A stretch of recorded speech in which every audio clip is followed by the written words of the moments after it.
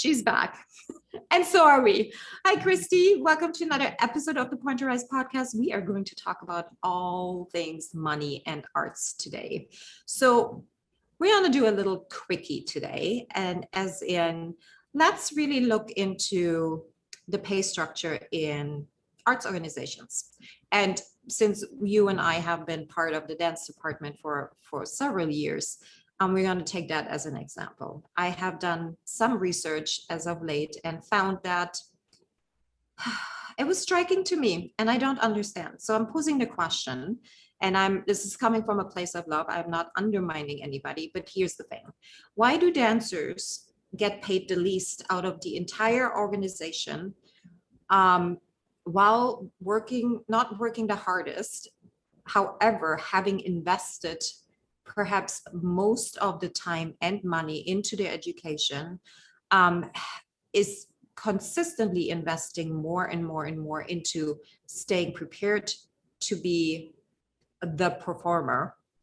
And why do C-level executives or artistic director take home the high six, low seven-figure salaries and working 52 weeks out of the year with all the benefits? So this is my question here. It's not that I don't think people don't deserve it, but it shows directly on how we are really seeing the worth in who is doing what. And I also think that there is no real path laid out on, so how could I earn more? It's like, do I get increases every year? Are we really paying attention to what the economy is doing? If you're living in a city like New York City, which I am at the moment right now, and I'm like, oh my gosh, the prices, you can't even compare it to any other city in this country except maybe the Bay Area. And therefore, what are you getting paid? Even if it is $1,500 a week, in a city like New York City, where you pay like $3-4 grand for your bachelor apartment, it just doesn't work. Not in my math. It just doesn't work. So I'm not sure right now where to take this, but can you share a little bit from your own experiences? Yeah, Go ahead. Sure. Take it away. Well, I can say this kind of a topic makes me be really reflective of how deep, when I started personal development, how deep my unworthiness level was. Mm-hmm. And part of when I was unearthing of why, where did this come from? I thought I was confident. I performed on stages in front of hundreds of people, but ultimately one of the things that came up was that, and now this is my personal opinion, and again, this might trigger people, and if it does, you can send me messages and tell me that I'm totally cool. I'm just speaking from my experience. I realized that the amount that I was getting paid and the way I just felt in most of my environments dancing, I felt like I didn't matter at all. As a person who was, in the musicals, in the shows, in the productions, whatever I was doing at the time, I always felt like, okay, this is the word that's coming to me, so I'm just going to say it. I felt like a peon. Like I felt like I just didn't matter. And so when the producers would come watch the show or whatever, there was such a nervous energy with the cast or company or wherever I was. And reflecting back, now that seems so wrong, because we're all supposed to be working together for a cohesive product. We're all working for the same thing. So why was there such a looming, like unnerving energy when those kinds of people would come to watch a rehearsal or come to see a show? Like there was such a stark difference. And in reflecting, and those are, this very topic, quite frankly, is a big reason why I just personally have chose to move outside of the arts in terms of moving forward and creating businesses, because I just didn't care for the energy, and I didn't see a fit for me, and being a pioneer. Personally, I didn't like the environment. I didn't like this hierarchy. And so that was my experience. And I didn't feel worthy to even muster up words to negotiate any other contract than what I had been presented, because it didn't seem like there was any room for that. And that each level up got more and more scary to be around, basically. And that was my just personal experience, and really pretty much across the board, no matter where I was working. Yeah, I hear you. And I don't know if we have a solution, or if we can present you with a solution right now. But I think referring back to last week's episode where we talked about you stepping into your earning power and your capabilities and capacities and your worthiness, it yet again comes down to that.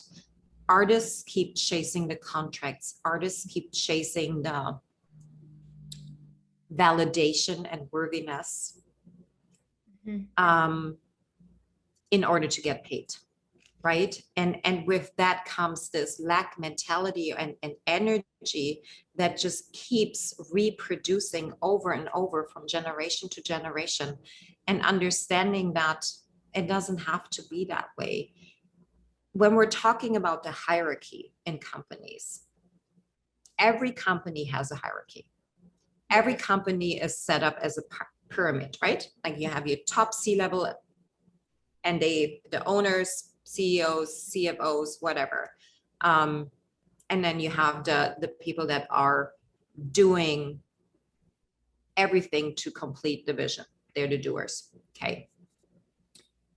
And we're putting the dancers into the doer compartment. And dancers, artists are creatives, meaning that they have so much in here that actually is waiting to come out, and it being suppressed, not only by telling them what and what not to do, but by also telling them that, you know what, you right now are only worth $750 a week. And it's going to stay there until you stop dancing. And there is no way up for you. There's no motivation. There's no reason for you to actually get better, because the end goal seems to be getting the job. There is nothing above that. And when we don't have goals, we're not going to get anywhere. We're just going to hover on the same, I don't know, the same level. Yeah. And if we're not evolving, we're dying. Yeah.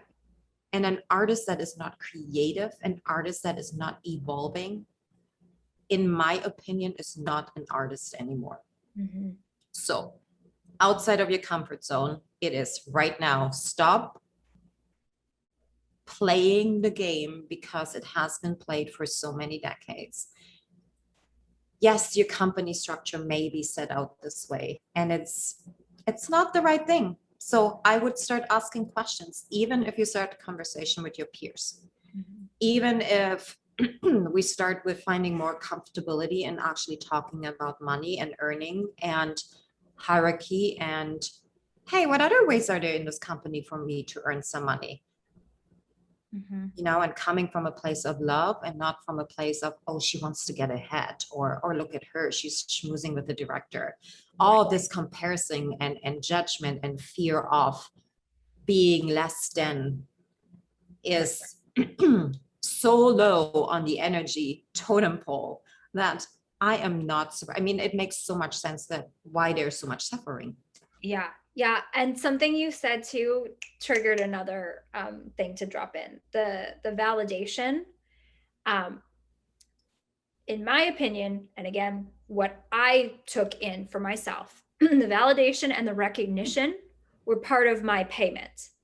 Oh, yes. Mm-hmm. And that just came, like, as soon as you said that just dropped in, and I said, yeah, that makes so much sense. So I actually energetically like accepted the peanuts of the money, but then added that validation and that recognition of, the esteem of the role or the company or the theater, wherever I was, as part of the payment.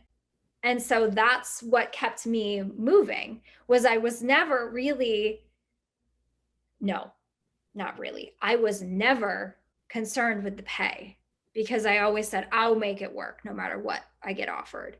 What I wanted was the validation and the recognition. And so I just judging from my own experience, I believe I'm observing that kind of energy too, where the paycheck is something and it's important for us because we need money in this world. But what's also really important, or even more, which is why we don't negotiate the other thing, the pay, so much, is what that recognition or validation of whatever we're signing will bring to us. And I think when we work on ourselves enough to not require those two things, Yeah. that's when there will be room to see whether what's left is worth it for you. Yeah, I love that. And you know, it starts with asking yourself the question, like, what's going on? Having the conversations in your dressing room to really, hey, I think we should talk about that. Stop complaining and start finding not necessarily solutions. If that is too big for you, that's okay. But look at the problem as something that is actually changeable, fixable. Look at from a different perspective, kind of possibility, versus just sitting there and complaining. Because with complaining, you're not changing anything. You're just putting out energy that is wasted. Yeah. And the way we're making a difference, the way, maybe not for our generation or the generation in companies right now, but maybe for the next generation of artists that then actually don't have to have another 9-to-5 job in order to sustain their own life, that then have the funds to really support themselves, not only through food and shelter, but maybe like be more creative in other ways, like invest in themselves to become even better, not just by acquiring more skills, but by acquiring different mindset skills and leaning into other avenues that are actually important to be a great artist. So stop taking what is given to you like a little puppy and start asking for what you're worth. And it doesn't matter if the company structure is that way. It doesn't matter if it has been done this way. That for me is an excuse just because we're scared. And we're using that as, and it's my favorite word, it is your crutch that you're leaning on over and over and over again. Because change is really only one choice away. Yeah. And it starts with all of us. So ask for what you're worth. And that's the end of my quickie. I love it Today. So thank you so much for listening, guys. We will talk to you next week. Bye.